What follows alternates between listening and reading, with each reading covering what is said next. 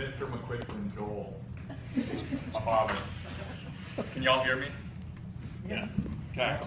So, Dick Bergman and Lucille Rapine met in Warren, Pennsylvania in 1949.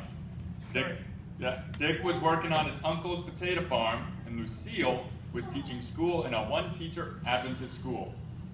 As Dick sat in Sabbath school with his buddy, he noticed a beautiful young lady giving the mission report. Lucille remembers that day too. Dick and Ernie were sitting behind a rather ample-sized woman, and they kept looking around her to keep an eye on that beautiful woman telling about missionaries. She made an immediate impression on him, and so did Dick and his buddy. And so Dick and his buddy invited Lucille and her girlfriend to go for a Sabbath afternoon hike. During their hike at the Kenzua Bridge, a record-tall train trestle bridge in Pennsylvania, Dick's interest in this math-teaching woman multiplied, and nothing was going to divide his attention from adding her to his life. He was determined not to be subtracted from her interest. Dick knew he wanted to get to know Lucille a lot more. One Saturday night, Dick picked up Lucille in his old car, and they headed to a church social. A number of things made it a memorable experience. That 38 Chevy was customized. It had one fender on the front and one fender on the back. Along the way, a skunk picked the wrong time to cross the road and met Dick and Lucille as they were driving. I'm not sure why Dick was unable to avoid the skunk. It may have been his pedal-to-the-metal habit that he employed over the following decades, or he may have been a case of distracted driving because of the beauty sitting beside him. Whatever the case may have been, when they pulled up to the church, everyone knew they were there from the lovely odor that accompanied them. During that social event, Lucille showed some of her spirit that would be a part of their lives. During the apple dunking contest, Dick made a decision that would affect him for the next 6.5 decades. Lucille was determined to get an apple. She took a deep breath and plunged her head into the bucket of water and pinned an apple to the bottom of the bucket. And when she raised her head victoriously, her hair waterlogged and dripping down on her shoulders, Dick knew she was the one for him. It didn't take him long to make that known. Within a couple of weeks of their first date, Dick was making hints about marrying Lucille. Lucille, on the other hand, wasn't as sure about this man who so aptly perfumed his car with the delicate smell of a Pennsylvania skunk. She didn't respond with yes at that time. Over the next couple of months, Dick proposed multiple times until she said yes. Dick has said that one of the most difficult times in his life was the summer before they got married. Lucille, along with 5 other girls, and their pastor, Elder Yates, took off to California to visit the church's general conference session. Elder Yates had a brand new Hudson automobile. To make room for everyone, they took the trunk lid off and put it on top of the car to use as a luggage rack. In the trunk, they put a rumble seat. That rumble seat was a coveted seat. That was where all the fun was. Besides having a beautiful view of America's landscape, they also had great fun having pillow fights. They tied ropes around the pillows and the other end to the car. This made having pillow fights doable. As expected, sometimes the pillows went overboard, but that was no problem. With the rope tied around the pillows, they could just pull them back into the car to be thrown out once again. More than one motorist was surprised and slammed on the brakes when they saw something thrown out of the back of the car.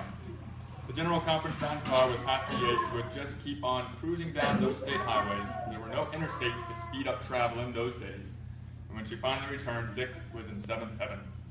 65 years ago, on September 24, 1950, they made it official. They were married at the Eldridge, Pennsylvania SDA Church. There was some concern that week on whether the church would be ready for the wedding. The night before, at midnight, a crew of church member volunteers were in the middle of sanding and refinishing the hardwood floor. Thankfully, by wedding time the next day, it had been completed and the wedding went on as planned with the newly finished floor. After the wedding, they were unable to take a honeymoon immediately because it was during potato harvest season, and Dick's uncle, the owner of the largest potato farm in Pennsylvania, where Dick was working, felt he was too important of a supervisor for the harvest crew to give him time off. Being the dedicated, faithful, hard-working employee that he has always been, he complied, and he was back at work supervising the potato harvest for his uncle. It didn't take Dick long until he decided to pack up and leave that job. He wanted more than that out of life. So Dick and Lucille moved to Jamestown, New York for a couple of years where Dick worked for Sherwin Brothers Factory building furniture. And Lucille worked typing envelopes for a marketing firm. She typed addresses on over 1,300 envelopes a day. It was while in Jamestown that their first child was born, a Ford-loving boy that they named David. Ford-loving boy. Uh-huh. Dick and Lucille have always loved the Adventist Church and had a desire to work for it. One day, they drove over to Mount Vernon, Ohio to check out the Loma Linda soy milk plant. After a brief interview, they were hired. They packed up their small family and moved. This began a new chapter in their life. They were now working for the Seventh-day Adventist Church that they loved so much. He spent the next 18 years as plant superintendent of the soy milk factory, and Lucille had found her niche working in the office. Dick and Lucille lived out on a dirt country road. At least it was dirt when it didn't rain. When the rains came, it turned into a rutted mess that pulled in cars, trucks, and even the school bus was mired in the mud. That muddy road had an effect on the population of the area. 4 years after David was born in New York, Lucille got pregnant with their second child, Sandy. Life went on pleasantly for Dick and Lucille.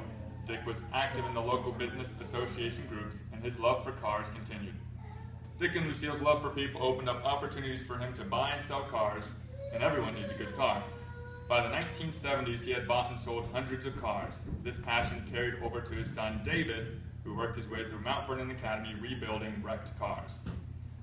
Lucille went from working part-time at the Loma Linda Foods factory to full-time employment, and they moved from the country road to a home on a paved road, and then eventually they bought a house that was just across the street from Mount Vernon Academy.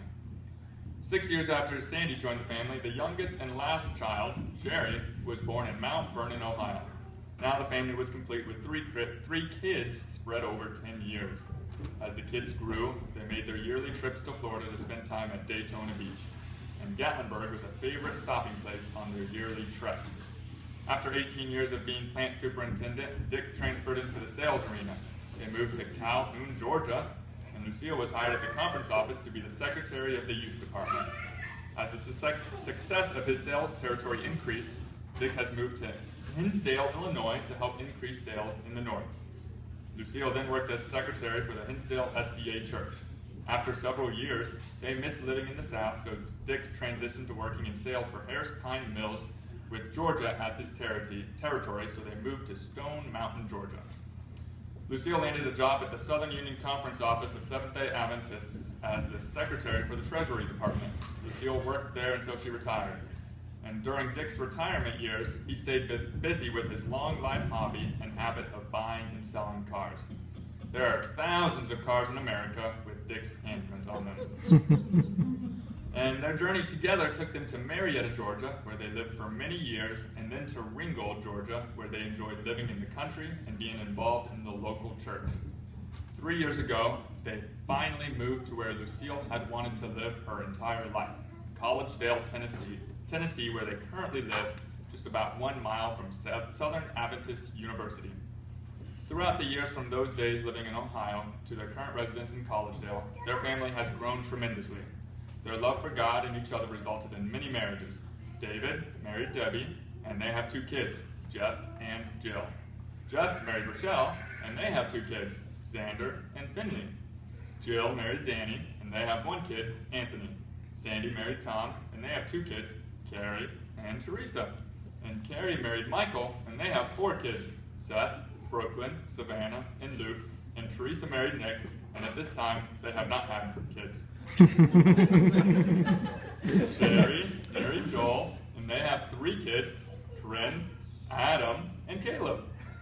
Corinne married Ori, and at this time, they have not had their 5 kids yet.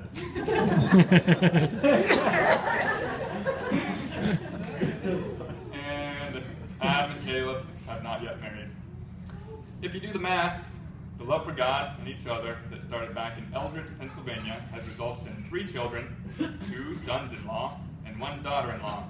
That resulted in 7 grandchildren, which has resulted in 7 great-grandchildren to date.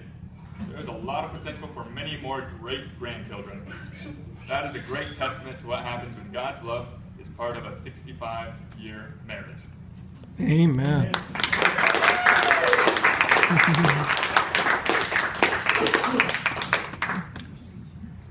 I can say is that the Lord gave me one fantastic lady. And she has sure been a fantastic blessing to me. And we weren't expecting anything while here. I was just going to sit down and eat. But I really enjoyed that reading more than the food. Amen. Amen.